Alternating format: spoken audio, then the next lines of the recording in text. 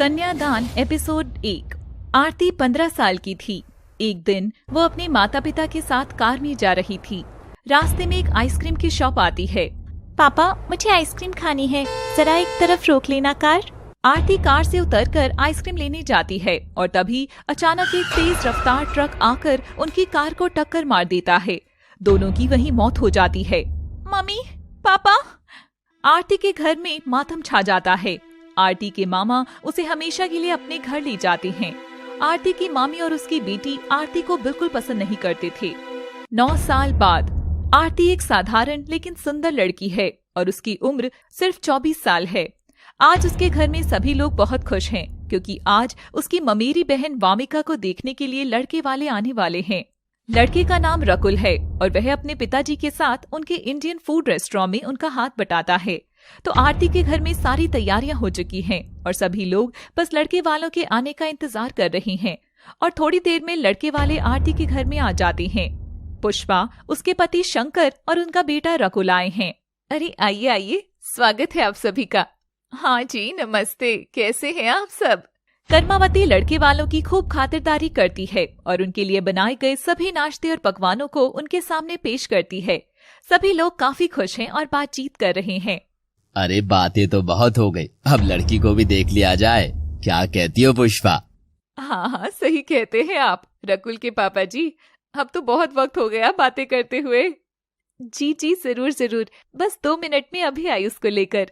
तो कर्मावती वामिका के कमरे में जाती है। कमरे में वामिका और आरती दोनों बैठी हुई थी, तो वे दोनों वामिका के साथ कमरे के बाहर आती हैं। कर्मावती वामिका और आरती को दिखाते हुए बोलती हैं, ये मेरी भांजी है आरती और ये है मेरी बेटी वामिका। वामिका को देखते ही पुष्पा उसे पसंद कर लेती है। वहीं दूसरी ओर उसका बेटा रकुल आरती को बार बार देखता रहता है। उसका ध्यान वामिका पर जा ही नहीं रहा था।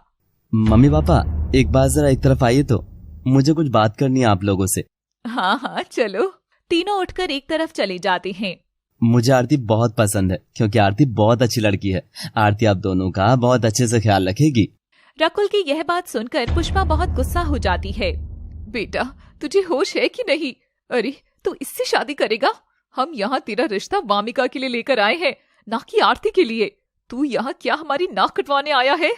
इसके तो माँ बाप भी मरे हुए हैं। माँ, लेकिन इसकी एक वजह है, वो वजह मैं आपको बाद में बताऊंगा। अगर आप नहीं कहेंगे तो मैं खुद जाकर आरती को ये सब कह देता हूँ।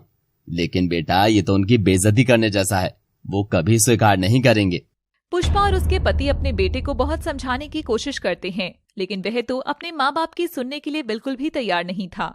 वहीं दूसरी ओर आरती की मम्मी ये सब बातें सुन लेती हैं। उनका गुस्से से खून खौल रहा था और वह इंतजार कर रही थी कि कब पुष्पा का परिवार उनके घर से जाए और कब वह अपना गुस्सा आरती पर उतारे। उस वक्त वह कुछ भी नहीं बोलना चाहती थी क्योंकि अगर वह कुछ बोलती तो मामला और बिगड़ जाता। तो थोड़ी देर बाद लड़के वाले वहाँ से चले जाते हैं और जब वे अपने घर पहुँचते हैं तो पुष्पा उससे आरती को चुनने का कारण पूछती है। अरे मम्मी, मैं वामिका से इसलिए शादी नहीं करना चाहता हूँ क्योंकि मैंने उसे देखा है वो किस तरीके से लोगों के साथ व्यवहार करती है। दरअसल वो हमारे रेस्टोरेंट में कभी कभी आया करती है। तो वहाँ आने से तुम जान थोड़ी सकते हो उसे। मुझे पता था कि आप लोग मेरी बात नहीं मानोगे, इसलिए मैं चुपचाप बैठा रहा और मैंने सोचा कि जब मैं पहुंच जाऊंगा तो ही आप सबको बताऊंगा कि मैं उसकी बहन आरती से ही शादी करना चाहता हूँ। माँ, वो बहुत अच्छी लड़की है और उसका नेचर सभी के प्रति बहुत अच्छा है। अरे तुझे पता भी है बिन माँ बाप की औलाद है वो। अरे उसका क्या भरोसा कि वह ना जाने आगे क्या करे। अगर वामिका से शादी कर लेगा ना तो तुझे बहुत सारा दहेज भी मिलेगा और ऊपर से उसके माँ बाप भी अभी जिंदा है। तो सोच, डबल फायदा है तेरा। वही तो। अरे अपनी माँ की भी कभी बात मान लिया कर। माँ पापा, मुझे आप दोनों से ये उम्मीद नहीं थी। आपको आरती की बस कमियां ही दिख रही हैं, लेकिन मजबूरी नहीं। आरती जैसी लड़की आपको कहीं भी नहीं मिलेगी। तीनों में काफी बहस होती है और दोनों पति पत्नी अपने बेटे को समझाने का बहुत प्रयास करते हैं, लेकिन रकुल किसी भी हालत में वामिका से शादी करने वाला नहीं था। मेरे बड़े बेटे ने तो भिखारी से शादी की ही, अब ये दूसरी भिखारन भी लाने चला है। मेरी तो किस्मत ही फूट गई है। पुष्पा के बड़े बेटे का नाम तन्मय है और वह उससे भी नाराज ही रहा करती थी। दरअसल तन्मय ऑस्ट्रेलिया में नौकरी करता है और उसकी बीवी पारुल यहीं भारत में रहती है अपने ससुराल में। पारुल बहुत गरीब घर से थी और ऊपर से तन्मय ने घर वालों को बिना बताए पारुल से शादी भी कर ली थी, इसलिए पारुल के ससुराल वाले उसे ज्यादा पसंद नहीं करते थे। लेकिन राहुल अपनी भाभी को बहुत मानता था। आरती कभी कभी अपनी बहन के साथ रकुल के रेस्टोरेंट में आया करती थी, इसलिए राहुल आरती और वामिका को थोड़ा बहुत जानता था। वहीं दूसरी ओर आरती के घर में हंगामा हो गया था। कर्मावती को तो यकीन ही नहीं हो रहा था कि उसकी बेटी को कोई कैसे मना कर सकता था। वैसे भी वह आरती को पसंद नहीं करती थी और अब तो न जाने क्या क्या करने वाली थी उसके साथ। तुझे तो बहुत खुशी मिल रही होगी ना क्यूरी? एक तो तुझे पाल पोस कर इतना बड़ा किया और तूने हमारे साथ इतना बड़ा धोखा किया। तेरा चक्कर चल रहा है क्या उससे? अरे ऐसे क्यों बोल रही हो कर्मावती? जरा अपनी जुबान पर लगाम दो। अजी सुनिए, ऐसा है, आपको बीच में ज्यादा बोलने की जरूरत नहीं है। देखिए आपकी लाडली बिटिया ने क्या किया, आपकी ही सगी बेटी का रिश्ता तोड़ दिया। देखो तो मेरी बेटी कितना रो रही है। लेकिन मामी, इसमें मेरी क्या गलती? तुम्हारी ही गलती है, सब तुम्हारी गलती है। तुम हमेशा बचपन से ही मुझसे जलती थी। आज जब तुमने देखा कि मेरे लिए इतना अच्छा रिश्ता आया है तो उसमें भी तुमने टांग अड़ा दी। बेचारी आरती अपनी मामी और अपनी बहन की इन सब बातों को सुनकर बहुत रोने लगती है और रोते रोते अपने कमरे में चली जाती है। अजी सुनिए, चुपचाप आप लड़के वालों से कह दीजिए कि कोई शादी वादी नहीं करनी हमें। बड़े आए आरती से शादी करने वाले। हाँ। वहीं दूसरी ओर पुष्पा तो अपने बेटे को वामिका से शादी करने के लिए समझाती ही रहती थी और राहुल बार बार शादी के लिए मना कर देता था, क्योंकि उसके दिमाग में तो कुछ और ही खिचड़ी पक रही थी। ऐसे ही कुछ दिन बीत जाते हैं, लेकिन इस घटना के बाद कर्मावती का अत्याचार आरती के ऊपर और भी बढ़ गया था। आरती अपने मामा को भी ज्यादा कुछ नहीं बता पाती थी, क्योंकि उसके मामा काम के सिलसिले में हमेशा बाहर ही रहा करते थे और वो काफी भोली थी। वह नहीं चाहती थी कि उसकी वजह से उसके मामा और मामी के रिश्तों में खटास आ जाए, इसलिए वह ज्यादातर अपना मुंह बंद ही रखती थी।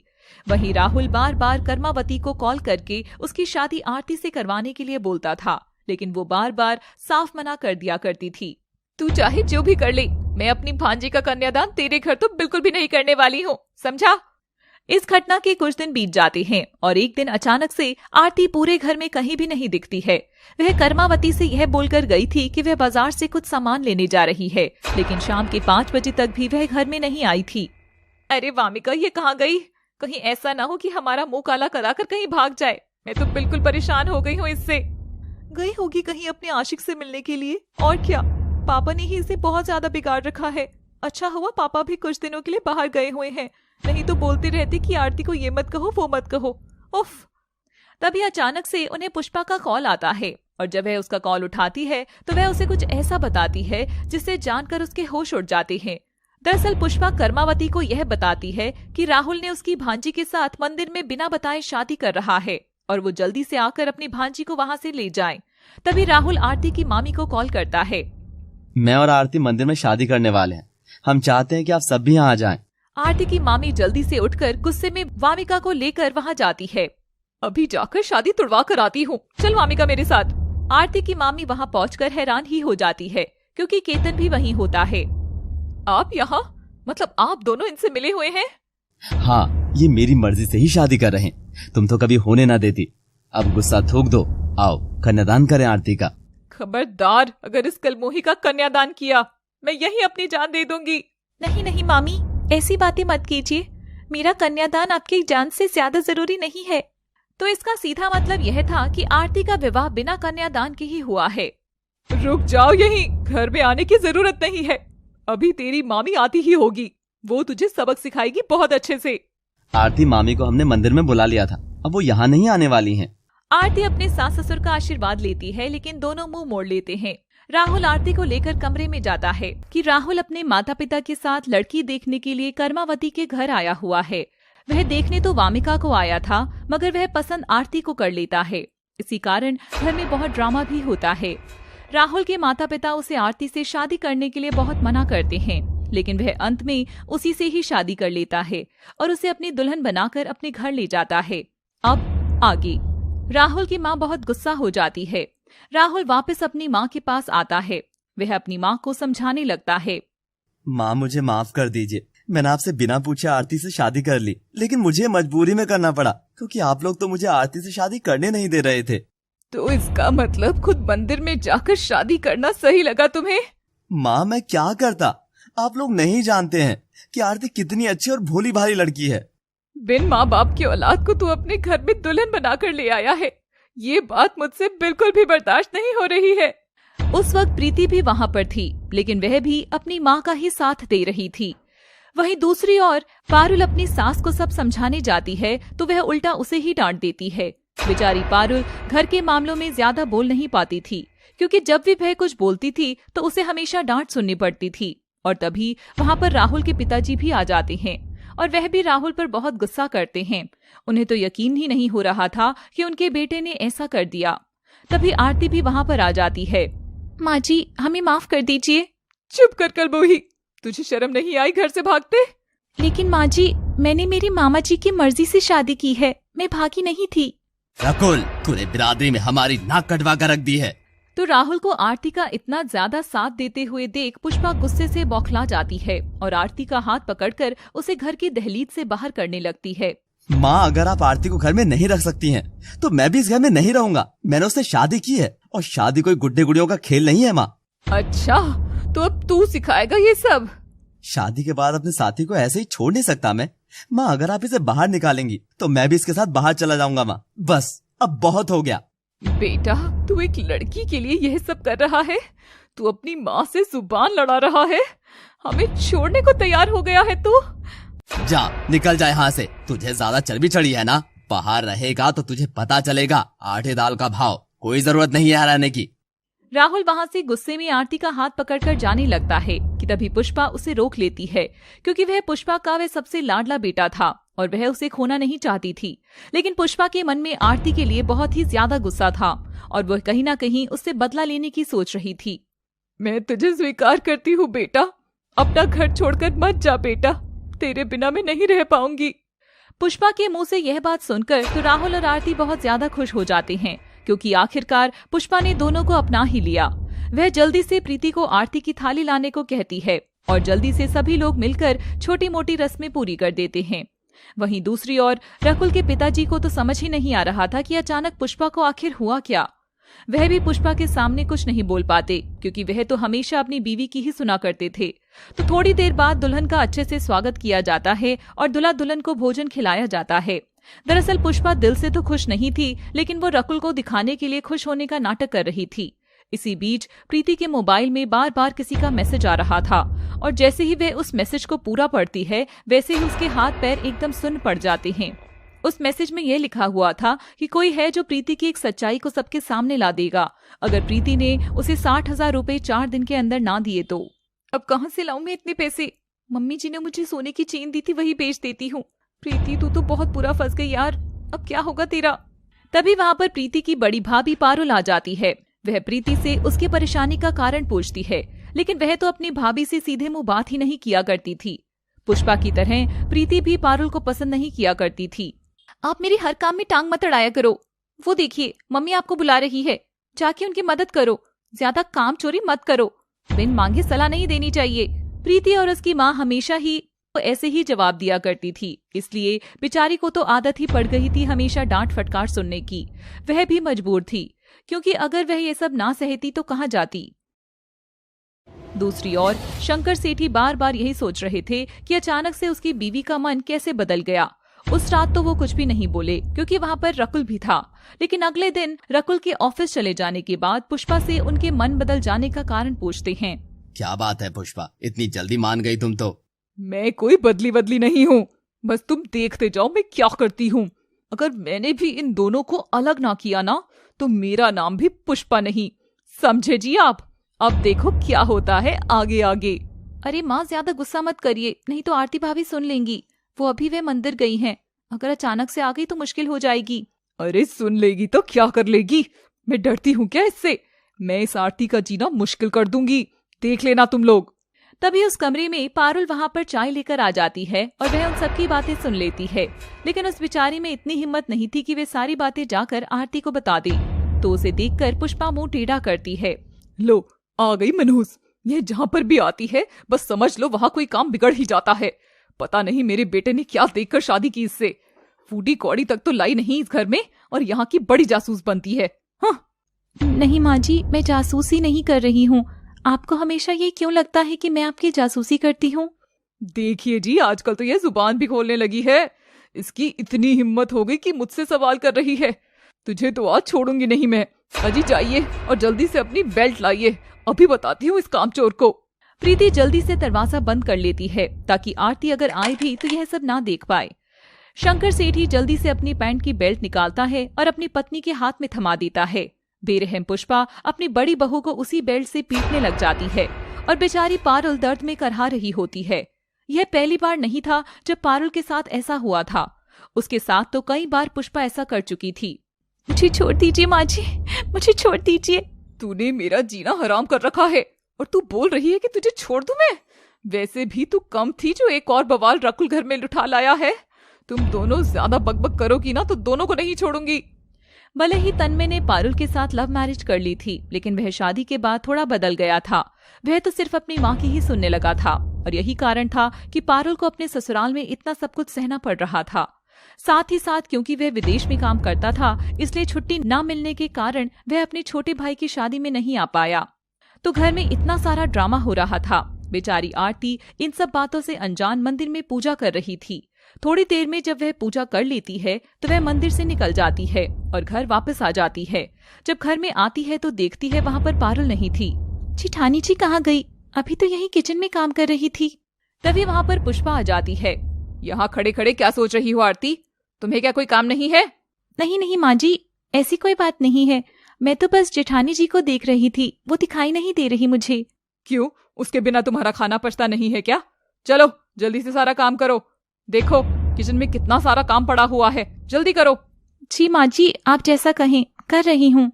आरती की अभी नई नई शादी हुई थी, इसलिए वह इन सब बातों पर ज्यादा ध्यान नहीं देती है और अपने काम पर लग जाती है। तो जब शाम होती है तो उसकी जेठानी खाना खाने के लिए कमरे से बाहर निकलती है और जब वह उसकी हालत देखती है तो एकदम चौंक जाती है कि पुष्पा ने राहुल और आरती को अपना लिया है और अपने घर में रहने की इजाजत भी दे दी है। साथ ही साथ पुष्पा के मन में कुछ और ही चल रहा था और वह ठान लेती है कि वह आरती को परेशान करके ही दम लेगी। और आपने यह भी देखा कि पुष्पा किस तरीके से पारुल पर अत्याचार किया करती थी। तो क्या आरती को यह सब पता लगने वाला था? ये जानेंगे हम इस एपिसोड में। देखते रहिए कन्यादान एपिसोड 3। तो पारुल को देखकर आरती को समझ नहीं आ रहा था। वह तो पहले एकदम तंदुरुस्त थी और अचानक से उसने इतनी चोट कहां से आ गई। और वह जब पारुल से उस चोट के बारे में पूछती है तो पारुल काफी घबरा जाती है और उसे कुछ भी नहीं बताती। भाभी, क्या हुआ आपको? ये चोटें कैसे लगी? नहीं कुछ नहीं आरती, ये बस यूं ही मतलब क्या? आप मुझसे कुछ छुपा रही हैं? बताइए क्या बात है? आरती, कुछ भी नहीं है ऐसा, चल काम भी करना है। भले ही पारुल उससे जितना भी मना कर रही थी, लेकिन उसे थोड़ा थोड़ा शक हो ही जाता है। लेकिन वह भी अपनी सासू माँ के खिलाफ कुछ भी नहीं बोल सकती थी। तभी आरती को राहुल का फोन आता है और वह थोड़ा अच्छा फील करने लगती है। वह भगवान से शुक्र मनाती है कि उसका पति बहुत अच्छा है, क्योंकि आरती ने बिना बताए शादी की थी, इसलिए उसके मामा भी उससे थोड़ा गुस्सा हो गए थे। वामिका और उसकी माँ ने उसकी मामा को भी बहुत भड़काया भी था। तो वामिका अपने मामा जी को कॉल लगा रही थी, लेकिन उसके मामा उसका फोन नहीं उठा रहे थे। जो भी हो, वो अपनी भांजी से बहुत प्यार करते थे, इसलिए उनका गुस्सा कुछ ही दिन का था। उस समय उनके घर से कोई भी उनका फोन नहीं उठा रहा था, तो वह बेचारी काफी दुखी हो गई थी।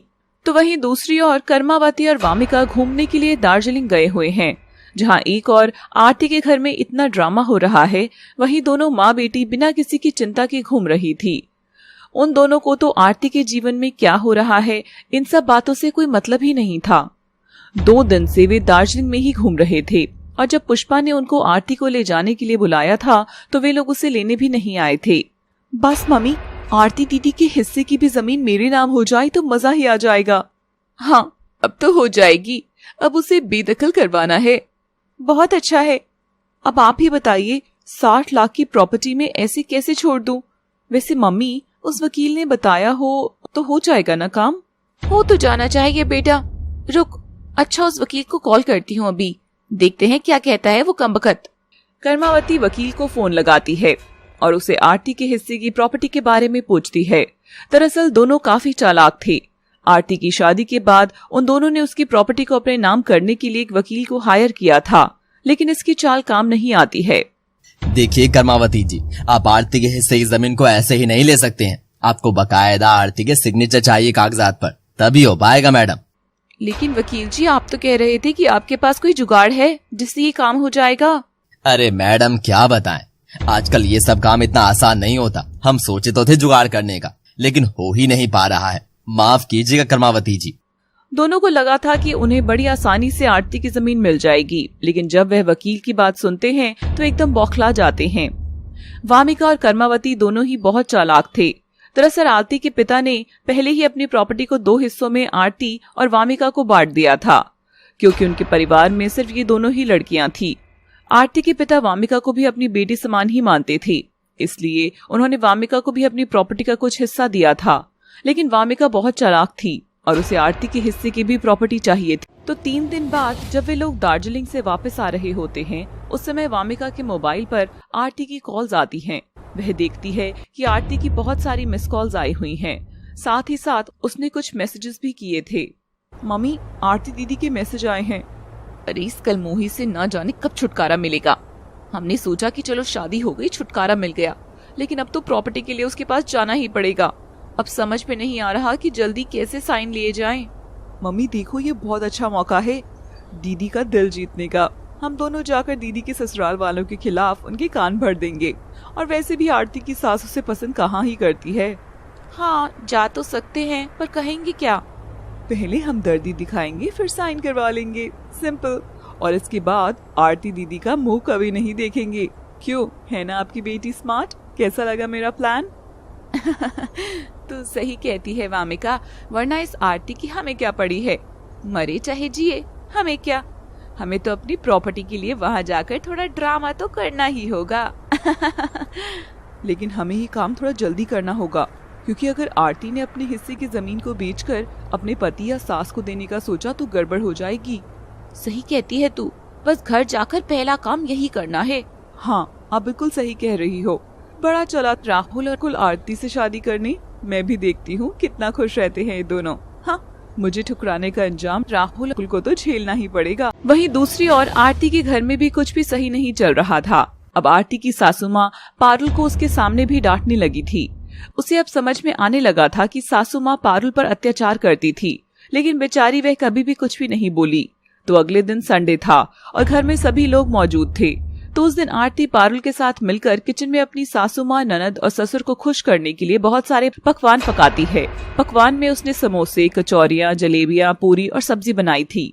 उसे तो इस बात की उम्मीद थी कि शायद उसके ससुराल वाले खुश हो जाएं, लेकिन यहाँ तो चाल उल्टी ही थी। तो वह ट्रे और थाली में सारा खाना बहुत बढ़िया तरीके से सजा कर रखती है और हॉल रूम में लेकर जाती है, जहाँ पर सभी लोग बैठे हुए थे। ओहो आरती, क्या बात है, आज बहुत सारे पकवान बनाए हैं आपने। लाओ लाओ, जल्दी लाओ, मैं तो आज पेट भर कर खाऊंगा। ये है सब क्या बना कर लाई हो? इतना बनाने की क्या जरूरत थी? जी, आज संडे है तो मैंने सोचा कि आज कुछ स्पेशल बना दूं आप सभी के लिए। खाइए माँ जी, मैंने और पारुल भाभी ने बनाया है। मैं रोज जिम जाती हूँ भाभी, और मैं ये सब तली भुनी चीजें नहीं खाती हूँ। I am sorry. मैं नहीं खाऊंगा, क्योंकि डॉक्टर ने मुझे ये सब खाने के लिए मना किया है। मुझे ये सब नहीं पचता। लेकिन ननद जी, ससुर जी, एक बार चक्कर तो देखिए, मैंने आप सबके लिए बनाया है ये सब। पुष्पा गुस्से में पारुल को आंख दिखाती है। अरे जब कह रही है ना कि उन्हें नहीं खाना, तो आप दोनों हाथ धोकर उनके पीछे क्यों पड़ गई हो? जबरदस्ती करोगी क्या? अरे आरती, ये सब खाना बनाने से पहले एक बार मुझसे पूछ तो लेती। खामखा सारा सामान बर्बाद कर दिया। प्रीति और उसके पापा तो खाएंगे नहीं, बचे हम लोग। हम सबको ही अभी ये सारा खाना खत्म करना होगा। बेचारी आरती उस समय छोटा सा मुंह लेकर रह जाती है, क्योंकि उसने तो कुछ और ही सोचा था और उसके साथ हो कुछ और ही गया। आरती को दुखी देखकर पारुल उसे समझाने की कोशिश करती है और आरती हिम्मत नहीं हारती। वह हिम्मत इसलिए भी नहीं हार रही थी क्योंकि उसे पारुल के लिए बहुत बुरा लग रहा था और वह सोचती है कि पारुल ने इतना सब कुछ अपनी जिंदगी में सहा है और उसके मुकाबले तो उसने कुछ भी नहीं सहा। इसके साथ वह पूरी कोशिश में लग जाती है अपने ससुराल वालों को दिल जीतने की। तो अगली सुबह आरती अपनी सासू माँ के लिए चाय बनाती है। दरअसल पुष्पा को डायबिटीज थी, इसलिए वह अपने खाने में शक्कर कम ही लेती थी, मगर उस दिन आरती गलती से चाय में शक्कर थोड़ी ज्यादा डाल देती है।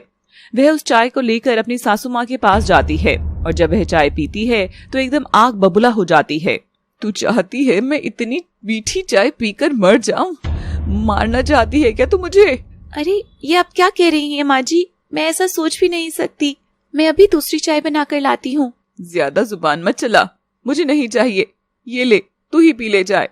और वह गुस्से में गरम गरम चाय आरती के ऊपर फेंक देती है। और तभी उस समय कर्मावती और वामिका भी वहाँ पर आ जाते हैं और पुष्पा की यह हरकत देख लेते हैं। आरती के चीखने की आवाज आती है। हे भगवान, ये क्या किया आपने? दामाद जी कहाँ है? आरती की मामी और उनकी लड़की किस तरीके से आरती के हिस्से की प्रॉपर्टी को हथियाने का प्लान बना रही हैं। उन दोनों को आरती से कोई मतलब नहीं था।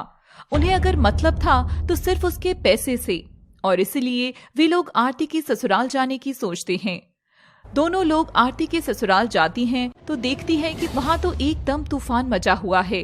अब आगे पुष्पा ने अपनी बहू के ऊपर चाय उड़ेल दी थी और यह सब कर्मावती और वामिका ने दरवाजे से देख लिया था, क्योंकि आरती और उसकी सास उस वक्त हॉल रूम में थे और वहां पर क्या चल रहा था यह साफ साफ दिखाई दे रहा था। तो वहीं आरती का बायां हाथ जल गया था और वह दर्द के मारे चिल्लाने लगती है। तभी वहां पर आरती के ससुर और उसकी जेठानी पारुल यह सब देखने के लिए चले आते हैं। तो पारुल जल्दी से फ्रिज से ठंडा पानी लेकर आती है और उसके हाथ पर गिरा देती है। ठंडे पानी से उसका हाथ धो देने के बाद पारुल उसके हाथ में दवाई लगा देती है। अरे मेरी बिटिया को ये क्या हो गया? ये क्या तरीका है व्यवहार करने का? जल्दी दवाई लगा बेटा, थोड़ा आराम तो लग रहा है ना बेटा? जी माँ, अभी थोड़ा ठीक है, कोई बात नहीं, ठीक हो जाएगा। वाह आंटी जी वाह, क्या बात है, आपको जरा सी भी शर्म नहीं आई ये सब करने में? देखिए दीदी की हालत क्या कर दी आपने। आपकी भी तो बेटी है, कुछ तो सोचते। अरे शर्म की बात तुम लोग मत ही करो, जिसने खुद ही किसी और को धोखा दिया हो। अरे तुम लोगों ने तो हमारे साथ धोखा किया है, धोखा। हमने कब धोखा दिया? धोखा तो आपने दिया। आए थे वामिका के लिए और मेरी भोली सी भांजी आरती को फंसा लिया। तुम लोगों ने मिलकर ही मेरे बेटे को फंसाया है, समझे? एक तो इस अनाथ लड़की को हमारे गले बांध दिया और हमारे घर में ही आकर ड्रामा कर रही हो। तुम लोगों को पता भी है कि हमारे मोहल्ले वालों के सामने कितनी बेइज्जती हो गई है। वाह क्या बात है, उल्टा तीर हमारे पर ही फेंक रही हैं आप। अरे आरती दीदी को कुछ बोलने से पहले जरा अपने बेटे को भी देखिए, सारी गलती उसकी है, सिर्फ आरती दीदी की ही है क्या? अरे ये लोग तो दहेज चाहते होंगे, दहेज, तभी तो इतना ड्रामा कर रहे हैं ये लोग, सब समझ में आ रहा है। अरे हम लोगों को बुरा कहने से पहले जरा अपने को भी देख लो। अरे दहेज के पैसे बचाने के लिए ही तो तुमने अपनी भांजी को रकुल से शादी करने दिया, उसे मंदिर में भेज दिया ताकि एक पैसा भी न लगे। अरे थू है तुम लोगों पर, कौन सा तेरी अनाथ भांजी से शादी करके हमें करोड़ों मिलने वाले थे, बोलो। बेचारी आरती के मन में क्या गुजर रही होगी उस वक्त जब उसने अपनी सास के मुंह से ऐसी बातें सुनी होंगी। वह तो बस उन दोनों की लड़ाई सुनती जा रही थी और आंखों में आंसू लेकर बैठ जाती है। बस, अब बस, तुम लोगों का बहुत नाटक हो गया, अब चलो निकलो यहाँ से। अभी रकुल घर पे नहीं है तो अपनी भांजी को भी यहाँ से लेकर चला जा। ओहो, अरे जरा हाथ तो लगाकर दिखाओ मेरी बेटी को। डोमेस्टिक वायलेंस का चार्ज लगेगा तुम माँ और बेटे के ऊपर, समझे? तो इसलिए आरती को घर से निकालने की सोचना भी मत, समझ गए? अच्छा तो ये बात है, ये सब तुम लोगों का पहले से ही प्लान है ना? तुम सब के सब फ्रॉड हो, फ्रॉड। पूरी प्लानिंग के साथ शादी करवाई है। माँ कुछ करिए, नहीं तो ये लोग पुलिस को बुला लेंगे तो बहुत बदनामी होगी। माँ जी प्लीज अपने गुस्से को कंट्रोल कीजिए। पुष्पा बहुत गुस्से में थी, इसलिए वह पारुल की बिल्कुल भी नहीं सुनती और आरती को अपनी माँ और बहन के साथ घर छोड़ जाने के लिए बोलती है। और जब वे लोग नहीं मानती तो पुष्पा वामिका का हाथ पकड़कर उसे दरवाजे के बाहर कर देती है, लेकिन वह जबरदस्ती फिर से घर के अंदर आ जाती है। ये आपने अच्छा नहीं किया, अभी बुलाती हूँ पुलिस को, आप देखना आप। बेचारी आरती तो कुछ भी नहीं बोल पा रही थी, वो तो उल्टा अपनी सास से ही माफी मांगी जा रही थी। माँ जी प्लीज मुझे माफ कर दीजिए, ऐसा व्यवहार मत कीजिए। अरे बेटी इनसे क्या माफी मांगती है तू चिंता मत कर, अभी पुलिस आएगी और इन्हें सबक सिखाएगी। मैं भी देखती हूँ कि कौन तुझे इस घर से बाहर निकालता है। आरती अपनी माँ और बहन को बहुत समझाती है कि वे लोग ऐसा तमाशा ना करें, लेकिन वे लोग कहाँ सुनने वाले थे। बल्कि तमाशा इतना बड़ा हो जाता है कि मोहल्ले वाले फिर से उनके घर की लड़ाई देखने लगते हैं। अरे इस मनोज से क्या शादी कर ली, हमारी तो जिंदगी ही नरक बन गई है। इन लोगों की वजह से मोहल्ले वालों के सामने हमारा तो आज मजाक बन गया है। हे भगवान, कैसी बहू दी तूने मुझे, छी, लानत है। पुष्पा की पड़ोसी ने रकुल को फोन करके बता दिया था कि उसके घर में बहुत ड्रामा चल रहा है, इसलिए रकुल तुरंत ऑफिस से घर आ जाता है। रकुल अपनी पत्नी का ही साथ देता है और उसकी चोट को देखकर काफी घबरा जाता है। तभी वहाँ पर पुलिस भी पहुँच जाती है और वामिका पुलिस को रकुल और पुष्पा के बारे में सब कुछ बता देती है। पुष्पा जी, आपको हमारे साथ थाने चलना होगा। अरे लेकिन इंस्पेक्टर साहब, मैंने तो कुछ भी नहीं किया है, बल्कि ये दोनों औरतें कब से मेरे घर में ड्रामा कर रही हैं। ये दोनों एकदम पागल हैं, पागल। आप लोग इनकी बातों पर यकीन मत करिए, इन्हें लेकर जाइए यहाँ से। जहाँ वामिका पुष्पा के परिवार को जेल भिजवाने में लगी थी, वहीं आरती उनका साथ दे रही थी। बेचारी आरती के साथ इतना कुछ हो जाने के बावजूद भी वह पुष्पा का साथ दे रही। आरती फिर पुलिस इंस्पेक्टर के सामने हाथ जोड़ती है और उनसे विनती करती है कि उनके परिवार को छोड़ दिया जाए। साथ ही साथ वह वामिका और अपनी सौतेली माँ को भी समझाती है कि वे लोग ऐसा ना करें, नहीं तो उसकी जिंदगी बर्बाद हो जाएगी। देखिए माँ, ये मेरा ससुराल है और मेरे ससुराल वालों को हक है मुझे डांटने का। आपने मेरी मदद करी, उसके लिए बहुत बहुत शुक्रिया। लेकिन आप मेरे ससुराल में किसी को भी प्लीज जेल मत भेजिए, नहीं तो उनकी बहुत बदनामी होगी और मेरी भी। उसके द्वारा बहुत विनती करने के बाद वामिका और कर्मावती मान जाते हैं और कोई भी शिकायत दर्ज नहीं करवाते हैं। ठीक है, ये आप सभी के घर का मामला है। अगर आप लोग आराम से बैठकर आपस में सुलझा लेते हैं तो और भी अच्छा है। अब मैं चलता हूँ। हाँ इंस्पेक्टर साहब, हमें कोई शिकायत नहीं करनी। लेकिन पुष्पा जी, अगर आज के बाद कोई भी कंप्लेन आपके और आपके परिवार के खिलाफ आई तो हमें मजबूरन आपको पुलिस स्टेशन ले जाना होगा पूछताछ के लिए। अब आप चाहे इसे वार्निंग समझे या सुझाव। इतना कहने के बाद इंस्पेक्टर वहां से चले जाते हैं। इंस्पेक्टर के जाने के बाद वामिका और उसकी माँ पुष्पा और रकुल को धमकी देकर आरती के ससुराल से चले जाते हैं। पुष्पा भी अब थोड़ा घबरा जाती है और उसे लगता है कि अगर उसने आरती को घर से बाहर निकालने की कोशिश की तो वो और उसका परिवार सलाखों के पीछे दिखाई देगा और ना चाहते हुए भी उसे मजबूर होकर आखिर आरती को अपने घर में रखना पड़ता है। लेकिन वह भी कम चालाक नहीं थी। वह भी मन में ठान लेती है कि वह आरती का जीना मुश्किल करके ही रहेगी, ताकि वह खुद ही रकुल को तलाक दे दे और इस घर से चली जाए। कुछ घंटों बाद प्रीति भी घर में आ जाती है और उसकी माँ उसे सुबह की सारी बातें बताती है। माँ, ये आरती भाभी का परिवार तो एकदम घटिया निकले। हम लोग तो बहुत बुरा फंस गए हैं। अब क्या होगा, कैसे निकले इस मुसीबत से? तू चिंता मत कर बेटा, ये लोग नहीं जानते हैं कि हम कितने बड़े खिलाड़ी हैं। तू फिक्र मत कर, कुछ तय करेंगे। वामिका और उसकी माँ भी काफी चालाक थी। वे किसी भी सूरत में आरती की शादी को टूटने नहीं दे सकती थी, क्योंकि अगर उसकी शादी टूट गई तो हो सकता है कि शायद आरती अपने हिस्से की प्रॉपर्टी बेचकर अलग रहने लगे। यानी कि वे दोनों बस अपने ही बारे में सोच रहे थे और यह चाह रहे थे कि आरती हमेशा अपने ससुराल में ही रहे। तुम देखना माँ, दीदी के ससुराल वाले आरती दीदी को घर के बाहर निकाल ही नहीं पाएंगे। देखा नहीं कैसे डर गए थे एकदम आज। मजा आया मेरे को तो। वहीं दूसरी ओर आरती उस बात से बहुत ज्यादा परेशान थी। बेचारा रकुल उसे बार बार समझाने की कोशिश करता है कि वो उन सब बातों पर ज्यादा ध्यान न दे। बेचारी आरती का बायां हाथ जला हुआ था, तब भी वह किचन में पारुल की मदद करने के लिए चली जाती है। वह उसे बहुत मना करती है, लेकिन वह नहीं मानती। तो दूसरी ओर प्रीति आज बहुत देर से कमरे में ही थी। वह बहुत देर से किसी से फोन पर बात कर रही थी। रात के करीब 10 बज चुके थे और उसने खाना भी नहीं खाया था। तो आरती प्रीति के लिए खाना लेकर उसके कमरे के अंदर जाने वाली होती ही है कि वह प्रीति के रोने की आवाज सुनती है। उसे किसी की बात चुपके से सुनना पसंद तो नहीं था, लेकिन उसे लग रहा था कि शायद प्रीति किसी परेशानी में है, इसलिए वह चुपचाप उसकी बातें सुनने लगती है और बहुत हैरान परेशान हो जाती है। तो कि वामिका और कर्मावती किसी न किसी तरीके से आरती के ससुराल वालों से लड़ाई कर रही थी। उन लोगों के बीच लड़ाई इतनी ज्यादा बढ़ गई थी कि पुलिस को बुलाना पड़ गया था।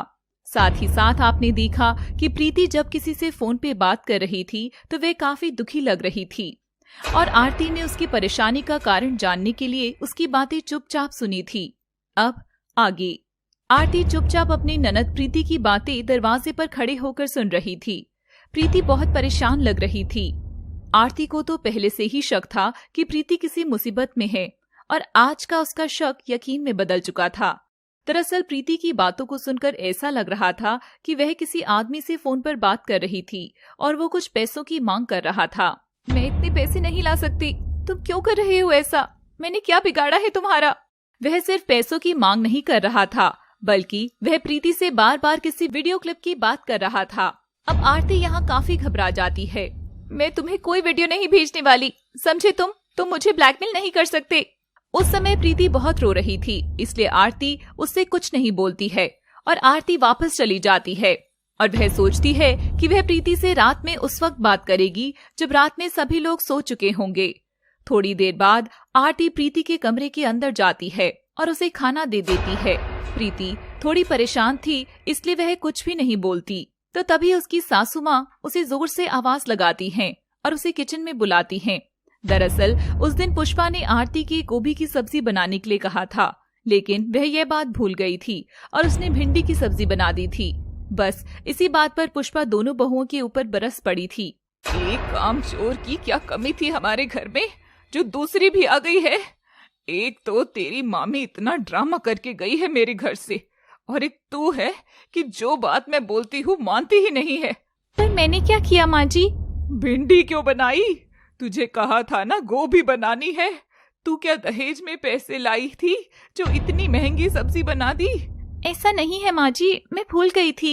ना ही तेरी मामी ने तेरा कन्यादान किया और ना ही मुझे एक फूटी कौड़ी दी, तब भी तेरे भाव कम नहीं हो रहे। तभी वहाँ पर रकुल आ जाता है और बोलता है, क्या माँ, आप उसे जरा जरा सी बात के लिए क्यों डांटती रहती हैं? और ये क्या बार बार दहेज दहेज लगा रखा है आपने? हाँ, तू भी ले ले इसकी साइड। मैं तो तेरी जैसे कुछ लगती ही नहीं हूँ ना। हाँ, मुझे नहीं खाना आज। तुम सब खाओ और खुश रहो, मैं तो जा रही हूँ। बेचारी आरती और पारुल काफी परेशान हो जाते हैं और अपनी सास को बार बार खाना खाने के लिए बोलती हैं, लेकिन वह नहीं मानती और अपने कमरे में जाकर दरवाजे की कुंडी लगा लेती है।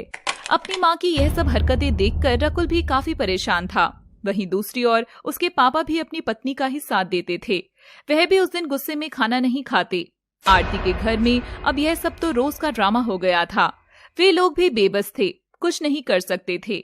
तो थोड़ी देर बाद रात के 1 बज जाते हैं और सभी लोग सो जाते हैं। तभी आरती मौका पाकर प्रीति के कमरे में जाती है और दरवाजा खटखटाती है।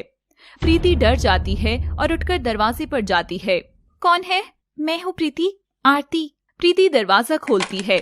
आप यहाँ क्या कर रही हैं इस वक्त आधी रात में? प्रीति देखो, तुम चाहे मुझे पसंद करो या नहीं, लेकिन मुझे तुम्हारी फिक्र है। आखिर तुम मेरे पति की बहन हो। हाँ तो और कुछ कहना है? हाँ, और मैं जानती हूँ कि तुम बड़ी मुसीबत में फंसी हुई हो। इतने में ही प्रीति रोने लग जाती है।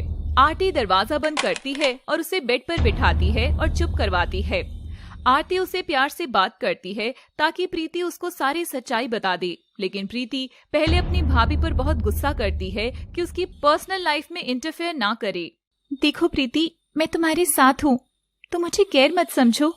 तुम इतनी परेशान हो और मैं तुम्हें इतना परेशान होते हुए नहीं देख सकती हूँ। जो भी बात है अपनी भाभी को बताओ, मैं जरूर तुम्हारी मदद करूंगी। आखिर आरती के कई बार समझाने के बाद प्रीति मान ही जाती है और वह उससे सच्चाई बता ही देती है। भाभी, मैं बहुत बड़ी मुसीबत में फंस गई हूँ जिससे निकलना नामुमकिन है। दरअसल भाभी, यह सब मेरी ही गलती है। कोई बात नहीं प्रीति, हो जाती है गलती। क्या हुआ था बताओ? मेरी एक दोस्त है, उसने मुझे आसानी से पैसे कमाने का एक रास्ता बताया था और मैं भी बेवकूफ थी जो उसकी बात मान बैठी। उसने मुझे कई आदमियों से मिलाया जो बहुत ही अमीर थे और वो लोग एक रात गुजारने के लिए बहुत सारे पैसे देने को भी तैयार थे। क्या? बस भाभी, पैसों के लालच में मैंने भी यही काम शुरू कर दिया था, लेकिन एक दिन एक आदमी ने मेरा वीडियो बना लिया और मुझे ब्लैकमेल करने लगा। अभी तक वह आदमी मुझसे करीब 3 लाख ले चुका है और अभी भी मुझसे वह 2 लाख रुपए और मांग रहा है। तो तुमने पुलिस की मदद क्यों नहीं ली? अब आप ही बताइए, मैं इतने सारे पैसे कहाँ से लेकर आऊं? और कल तो हद ही हो गई। उसने बोला कि अगर मैं उसके पैसे ना चुका पाऊं तो मुझे उसके साथ एक रात गुजारनी होगी। प्रीति की यह सब बातें सुनकर आरती एकदम शॉक्ड हो जाती है और उसे समझ नहीं आता कि अब वह क्या करे, क्योंकि प्रीति तो एकदम दलदल में फंस चुकी थी जिससे निकलना कोई आसान बात नहीं थी। देखिए ननद जी, अब रोने से कोई फायदा नहीं है। गलती तो आपने की है, लेकिन सबसे अच्छी बात यह है कि अब आपको अपनी गलती का पछतावा तो हो रहा है। हाँ भाभी, बहुत ज्यादा। मैं फंस गई हूँ। तुम चिंता मत करो, कोई ना कोई तो उपाय होगा, कुछ सोचते हैं।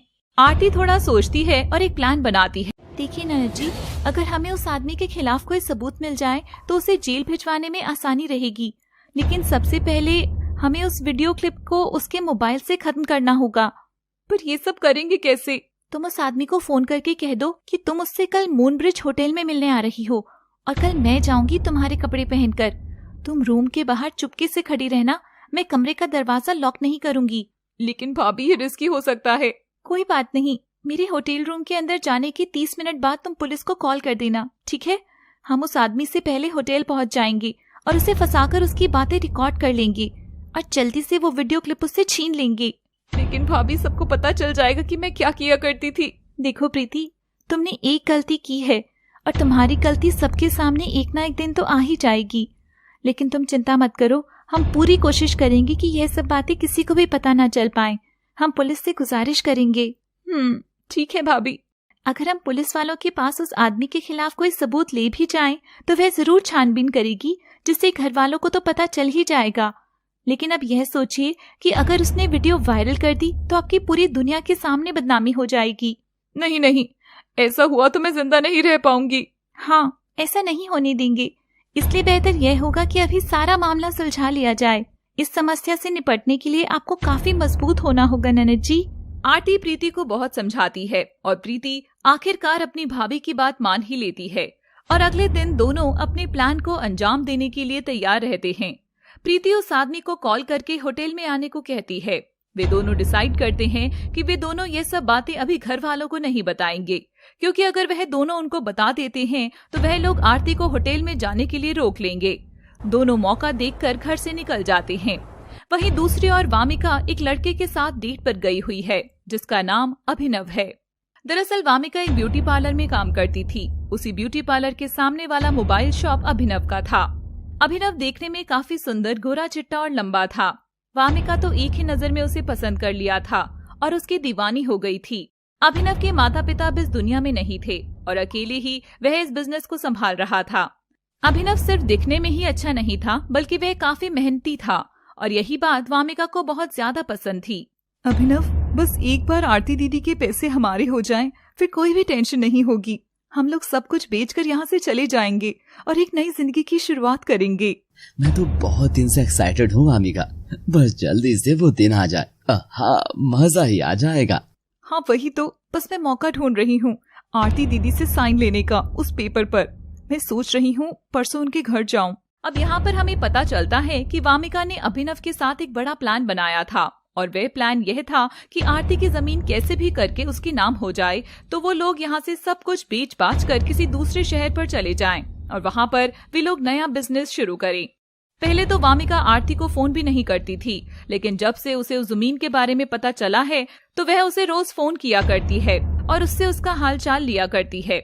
दूसरी तरफ आरती और प्रीति होटल में पहुँच जाती है। आरती ने प्रीति के कपड़े पहने हुए थे। प्रीति होटल से बाहर चली जाती है और आरती कमरे में ही होती है। तभी वो आदमी आता है जो प्रीति को ब्लैकमेल कर रहा था। वह पीछे से देखकर आरती को प्रीति ही समझता है। वो कमरे में आकर दरवाजा बंद कर लेता है। आरती घबरा जाती है। अगले एपिसोड में क्या होने वाला था? क्या प्रीति और आरती अपने प्लान में सफल हो पाएंगे? उसे अपनी सारी सच्चाई बता दी है और आरती उसकी मदद करने के लिए तैयार हो जाती है। उसने एक अच्छा सा प्लान भी बना लिया है और आरती उस अनजान आदमी के साथ होटल के कमरे में थी। अब देखना यह है कि क्या उसका ये प्लान सफल होगा। जाने मन क्या लग रही हो, बस तुम चिंता मत करो, एक रात की ही तो बात है, उसके बाद मैं तुम्हारी वीडियो डिलीट कर दूंगा। और इतना कहकर वह उस औरत को छूने लगता है। वह आरती की कमर पर हाथ लगाने ही वाला होता है, लेकिन आरती वहाँ से 2 कदम आगे हो जाती है। तभी आरती अपने कॉलेज की दोस्त पृथ्वी सक्सेना, जो कि एक पुलिस इंस्पेक्टर है, उसे कॉल करके सारी बात बताती है। आरती, तुम बिल्कुल फिक्र मत करो, मैं तुम्हारे साथ हूँ। तुम्हारी ननद के बारे में किसी को भी कोई सच्चाई नहीं पता चलेगी। ओहो, और कितना तड़पाओगी जाने मन, बाहर आओ जल्दी। वीडियो? अरे ले लेना, पहले मुझे वो करने दो जो मैं यहाँ पर करने आया हूँ। मैं तो तुम्हारा दीवाना हूँ प्रीति, अब आ भी जाओ बाहों में। कितना तड़पाओगी, बाहर आ रही हो या तोड़ूं दरवाजा? वह दरवाजे को धक्का देने लगता है। प्रीति बहुत हो गया, आ रही हो या तुम्हारी वीडियो भेज दूं सभी को? तभी धक्का देते देते बाथरूम का दरवाजा खुल जाता है। कौन हो तुम? मैं प्रीति की भाभी हूँ, तुम उसे फंसाना चाहते थे और मैं तुम्हें। चलो प्रीति नहीं तो तुम सही, खूबसूरत तो तुम भी बहुत हो। छोड़ मुझे, छोड़। तभी कमरे का दरवाजा खटकता है और आरती जल्दी से दरवाजा खोलती है। पृथ्वी अपनी पुलिस टीम के साथ वहाँ पहुँच जाता है। प्रीति भी आ जाती है। इंस्पेक्टर साहब बचाइए मुझे, ये औरत मुझे ब्लैकमेल कर रही है। तूने क्या किया है और क्या नहीं किया हमें सब पता है। तेरी सारी बातें हमने रिकॉर्ड कर ली हैं। तो इसके बाद इंस्पेक्टर उसे पकड़ लेते हैं, जिससे प्रीति को बड़ी राहत की सांस मिलती है। अपनी भाभी को बहुत बहुत शुक्रिया अदा करती है और उनसे माफी मांगती है। लेकिन उस दिन उन्हें पुलिस स्टेशन जाना होता है और उसकी शिकायत करनी होती है, इसलिए उन्हें घर आने में देर हो जाती है। कहाँ गई थी तू मेरी बेटी को लेकर? माँ जी मैं। जो बिल्कुल। पापा ऐसा भी तो हो सकता है कि दोनों को कोई जरूरी काम हो। रात के 10 बज चुके हैं और इसे क्या काम हो सकता है इतनी रात? जल्दी बता, नहीं तो तेरा बुरा हाल करूंगी मैं। आरती और प्रीति दोनों सच्चाई बताने से घबराते हैं, इसलिए दोनों कुछ भी नहीं बोलते। पुष्पा गुस्से में आरती को थप्पड़ मारती है और उसका हाथ पकड़कर घर से बाहर निकालने लगती है। मर जा जाकी बच्चलन, मेरी बेटी को भी बिगाड़ देगी।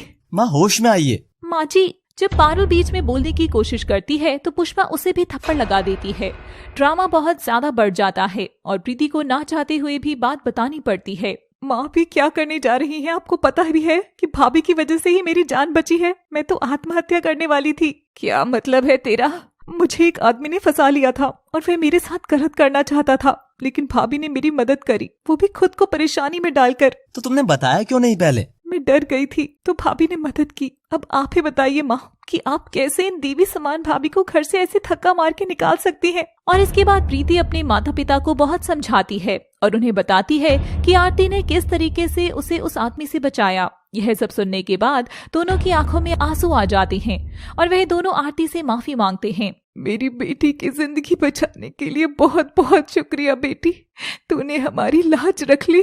माँ जी, प्रीति मेरी बहन जैसी है और वैसे भी मैंने उसकी जिंदगी बचाकर अपना फर्ज ही अदा किया है। तो इसके बाद सभी लोग आरती से बहुत प्यार करते हैं और उन्हें यह एहसास होता है कि आरती जैसी बहू बहुत किस्मत वालों को ही मिलती है। वह ये सारी बातें अपने मामा को बताती है और उसके मामा बहुत खुश हो जाते हैं। तो कुछ दिन बाद एक दिन आरती की मामी अचानक से आरती को कॉल करती हैं। बेटा सब कुछ गड़बड़ हो गया है, अब तू ही मेरी मदद कर सकती है। क्या हुआ मामी? बेटा वामिका एकदम पागल हो गई है। उसे उसके बॉयफ्रेंड अभिनव ने धोखा दे दिया है। वो लड़का एक क्रिमिनल है और जिस दुकान में काम कर रहा था वह उसकी दुकान नहीं थी, बल्कि उसने उस दुकान के मालिक को मारकर उस दुकान को अपने नाम कर लिया था। लेकिन मामी, वामिका ने तो कुछ भी बताया ही नहीं। और तो और उस अभिनव ने धोखे से हमारी सारी प्रॉपर्टी पर सिग्नेचर लेकर सब बेच बाच कर फरार हो गया है। आरती मेरे पास अब कुछ भी नहीं है, सब बर्बाद हो गया है। वह अपनी बहन की ऐसी मुसीबत में नहीं देख सकती थी और वह उनकी मदद करने को तैयार हो जाती है। मामी आप बिल्कुल भी टेंशन मत लीजिए, आप और वामिका मेरे ससुराल चले आए। और थोड़ी देर बाद कर्मावती और उसके पति आरती के मामा अपनी बेटी को लेकर आते हैं। हे भगवान, क्या हो गया मेरी बहन को? मामी हमें इसको लेकर अभी अस्पताल चलना होगा। तीनों उसे किसी साइकियाट्रिस्ट के पास ले जाते हैं और उसका अच्छे से इलाज करते हैं, क्योंकि आरती की मामी के पास तो कोई भी पैसे नहीं बचे थे, इसलिए सारा खर्चा आरती ही उठा रही थी। यहाँ तक कि वह अपनी बहन की खूब सेवा भी करती है, जिसे देखकर कर्मावती को बहुत पछतावा होता है, क्योंकि वह तो हमेशा से आरती को बस तंग ही करती आई थी। और उसे देखो, वह तो बिना सोचे समझे उसकी बेटी की दिन रात बस सेवा ही करी जा रही थी। मुझे पता है आरती कि मेरी बेटी बिल्कुल ठीक हो जाएगी। तभी वहाँ पर पारुल और उसकी सास आती है। हाँ क्यों नहीं, हमारी देवरानी आपकी बेटी की कितनी सेवा करती है, ठीक तो उसे होना ही है। आप बिल्कुल भी टेंशन मत करिए। आप बहुत अच्छी है समधन जी, पहले आपकी अहमियत को हमने बिल्कुल भी नहीं समझा। आपने हमें इतने दिनों तक इस घर में रहने दिया और यहाँ तक कि हमारी बेटी का इलाज भी करवाने में मेरी भांजी की मदद की, उसके लिए बहुत बहुत शुक्रिया। अरे तुम भी कैसी बातें करती हो, इस समय आपको आपकी बेटी और हमारी बहुत जरूरत है, और वैसे भी हम भी तो आपके ही परिवार के ही सदस्य हैं ना। तो फिर मामी जो हो गया सो हो गया, अब पुरानी बातों को बिल्कुल भी याद मत करिए। मैं तो भगवान से प्रार्थना करती थी कि मेरा परिवार कभी भी ना टूटे, और देखिए सब ठीक हो गया है। आरती के मामा अपनी पत्नी के किए पर बहुत शर्मिंदा तो थे, लेकिन उन्हें इस बात की भी खुशी थी कि उनकी पत्नी को अब आरती की अहमियत पता चल गई थी। तो वहीं वामिका की तबीयत भी धीरे धीरे सुधरने लगती है और वह धीरे धीरे अभिनव को भूलने लगती है। कुछ दिन बाद उसकी किसी कंपनी में जॉब भी लग जाती है और वह जॉब करना शुरू कर देती है, और अब वह अपनी जिंदगी में आगे बढ़ रही थी। दीदी आज मैं जो भी हूँ ना, वो बस आपकी वजह से हूँ। बहुत बहुत धन्यवाद दीदी, हमने आपको हमेशा पराया समझा और आपने हमेशा हमें अपना समझा। बस कर अब, छोटी बहन है तू मेरी, तेरे लिए तो ये सब करना मेरा फर्ज था। मुझे तो शर्म आती है अपने आप को कि मैंने अभिनव जैसे आदमी पर यकीन किया। सॉरी दीदी। ऐसे मत बोल वामिका, तुझसे गलती हुई तो हुई, अब सब भूल जा और अपनी जिंदगी में आगे बढ़। तो इस तरीके से आरती ने अपनी अच्छाई और अपने चरित्र से अपने मामी मामा और अपने ससुराल वालों का दिल जीत लिया। मुझे तो यकीन ही नहीं होता आरती कि मुझे तुम जैसी पत्नी मिली है। तो इसके बाद सभी लोग साथ में रहते हैं और खुशी खुशी अपना जीवन बिताते हैं। Thanks for watching.